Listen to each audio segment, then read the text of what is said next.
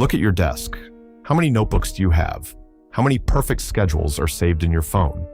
You've spent hours, maybe weeks, mapping out exactly how your life is going to change.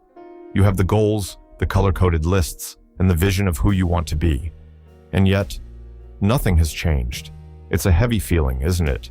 The frustration of knowing exactly what to do, but feeling completely paralyzed when it's time to actually do it. You aren't failing because you lack intelligence. You aren't failing because you aren't capable.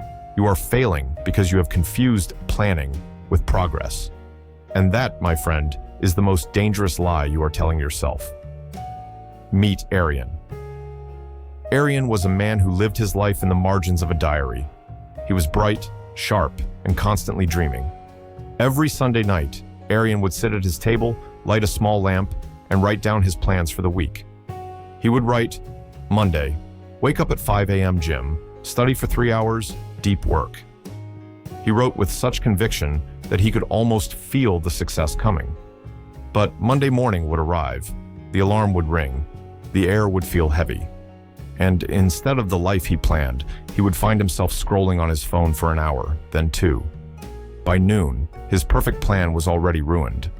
Aryan didn't feel lazy, he felt overwhelmed. He felt that if his plan couldn't be executed perfectly, it wasn't worth starting at all. He wasn't living his life, he was preparing for a life that never seemed to arrive. The weeks turned into months. The notebooks piled up, gathering dust like tombs of dead ambitions. Aryan felt a quiet, gnawing shame. He saw others moving forward, making mistakes, failing, and trying again. But he was stuck in the safety of his planning. He realized, in a moment of brutal honesty, that his planning was not an act of ambition. It was an act of fear. He was using his plans as a shield. As long as he was planning, he couldn't fail. He couldn't be judged. He was getting ready. But deep down, he knew the truth. He was hiding. One afternoon, he walked to a local community garden, carrying a new, blank planner in his bag, ready to organize his life again. He sat on a bench and watched an old man tending to the soil. The old man wasn't using a notebook. He wasn't mapping out where every single branch would grow. He was just digging. He was putting seeds into the dirt. Aryan watched for a long time. Finally, he spoke. "Sir, don't you have a plan for how these should grow? How do you ensure they follow the right path?" The old man stopped. He wiped the dirt from his hands and looked at Aryan. He didn't smile. He just said, "The seed doesn't need a map.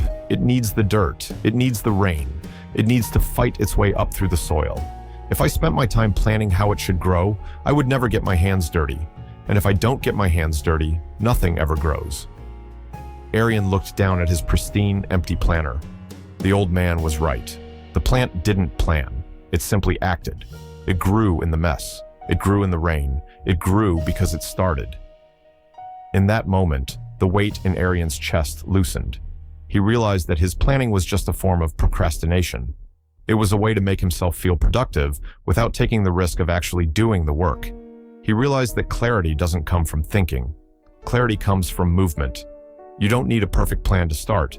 You need a messy, imperfect, difficult first step. Your plans never work because they are just words on paper. Life happens in the dirt. Life happens in the messy, unscripted reality of showing up, even when you aren't ready, even when you are scared, even when you don't know the full outcome. Stop waiting for the perfect moment to start. Stop trying to organize your way into a new life. Burn the schedule if you have to.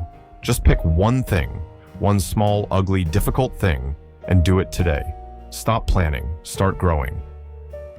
If this story touched you, like, share, and subscribe for more stories.